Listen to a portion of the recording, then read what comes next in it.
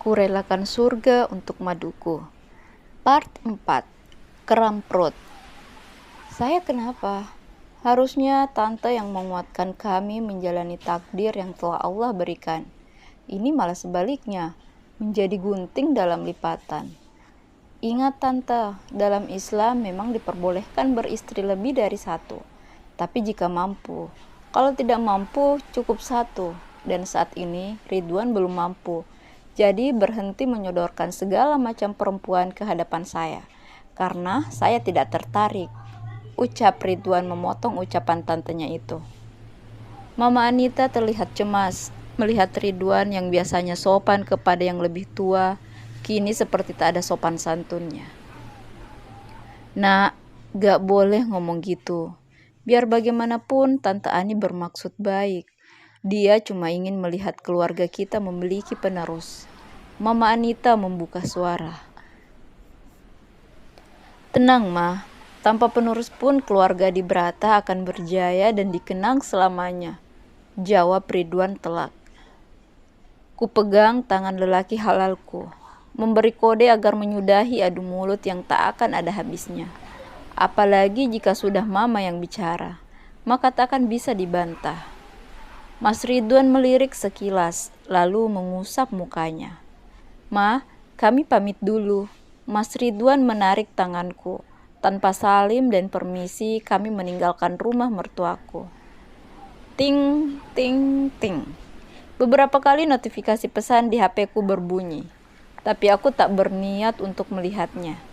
Pasti Mama yang mengirim pesan, mengomel tentang kelakuan Mas Ridwan. Sayang, kamu gak lapar? Tanya suamiku. Lapar. Mau makan apa? Tanyanya. Apa aja asal sama kamu, ucapku. Lalu menutup mulut menahan tawa. Cie, aku digombalin, ledek Mas Ridwan. Hahaha, kami tertawa bersama. Begitulah kami, setelah 10 tahun menikah, kami sudah saling tahu karakter masing-masing. Kali ini aku memutuskan untuk makan di tempat makanan siap saji. Rasanya makan ayam yang digoreng crispy cocok, selain karena minim rempah juga karena penyajiannya yang cepat. Mas Ridwan memegang tanganku. Kami melangkah masuk ke tempat makan. Mas Ridwan menyuruhku mencari tempat duduk. Dia yang mengantri untuk memesan. Di pojok kiri ruangan terlihat meja kosong. Saat berjalan ke arah tersebut, seorang gadis tak sengaja menabrakku. Maaf mbak, saya nggak sengaja. Saya buru-buru, ucapnya sambil menangkupkan kedua jari di depan dadanya. Gak apa-apa, jawabku memaklumi.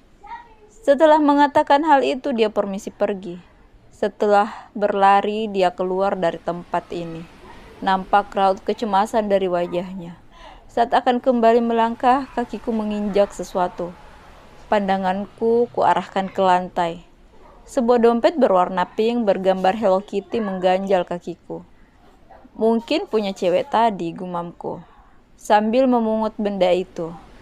Setelah duduk di kursi yang masih kosong, aku membuka dompet tersebut, ingin mencari tahu identitas pemiliknya. Syukur-syukur jika bisa kukembalikan. Aku tersenyum melihat isi dompet itu, sebuah KTP dan uang Rp2.000. Isinya sama persis dengan isi dompet Mas Ridwan. Suamiku itu, tipe orang yang paling malas pegang uang banyak.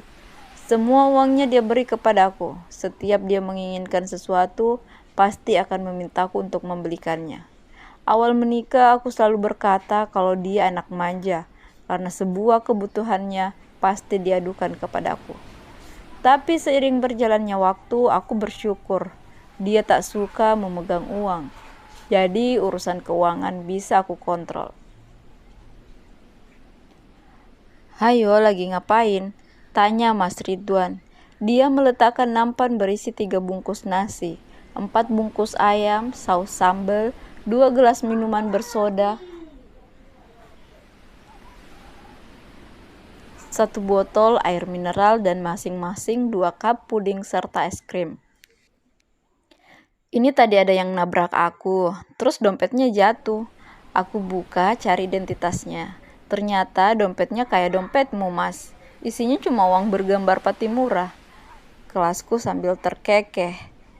Berarti aku sama dia berjodoh, ucap Mas Ridwan bercanda.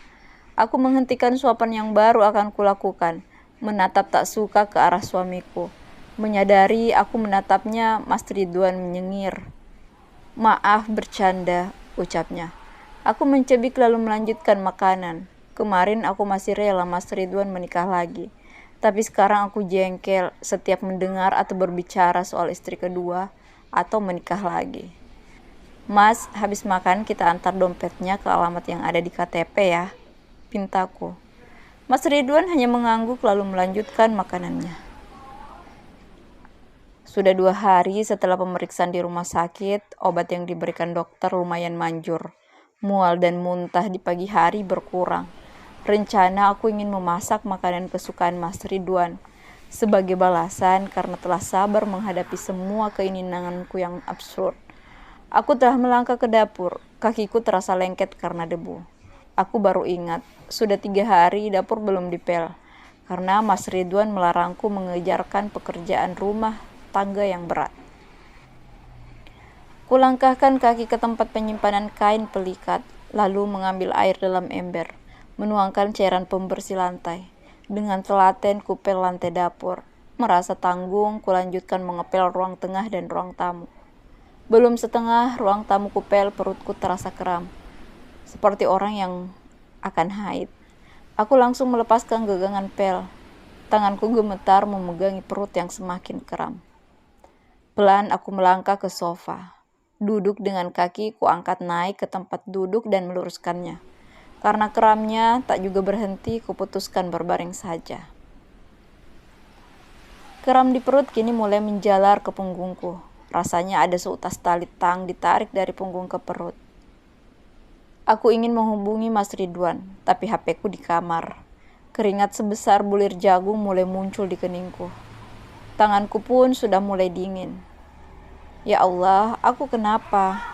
Lindungi aku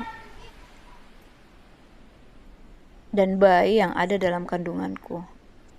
Aku mulai menangis sesegukan. Merutuki diri, kenapa harus mengepel lantai? Pasti karena itu perutku sakit. Semoga saja bayiku tak kenapa-kenapa. Lantunan salawat tak lepas dari bibirku, diselingi dengan istighfar. Beberapa saat keramnya mulai berkurang. Kulirik jam dinding, ternyata setengah jam lagi Mas Ridwan akan pulang makan siang. Lebih baik kutidurkan saja, semoga di jalan tidak macet, pikirku. Baru saja rasanya aku memejamkan mata, sebuah tepukan di pipi membangunkanku. Benar saja, Mas Ridwan sudah datang. Kok tidur di sini? Terus itu kain pel kenapa ada di situ? Tanya Mas Ridwan bertubi-tubi. Belum sempat ku jawab, perutku terasa sakit. Ada yang mendesak ingin keluar. Aku bangkit untuk ke kamar mandi. Baru selangkah kakiku melangkah. Au, pekiku. Ternyata Mas Ridwan telah menggendongku. Dia berlari membawaku ke mobil. Aku yang tak tahu apa-apa hanya dia memandangi wajah pucat suamiku. Belum sepenuhnya sadar apa yang terjadi, rasanya ada cairan basah yang mengalir turun dari sela paha. Saat kulihat, darah segar kini telah memenuhi betisku. Mas, lirihku. Wajahku pasti sudah sangat pias. Rasa takut dengan cepat muncul. Entah mengapa pendengaran kurang tiba-tiba mendengung. Mataku berkunang-kunang. Masih dapat kurasakan tangan Mas Ridwan mengelus lembut bahuku, memanggil namaku. Namun mataku tak kuasa terbuka.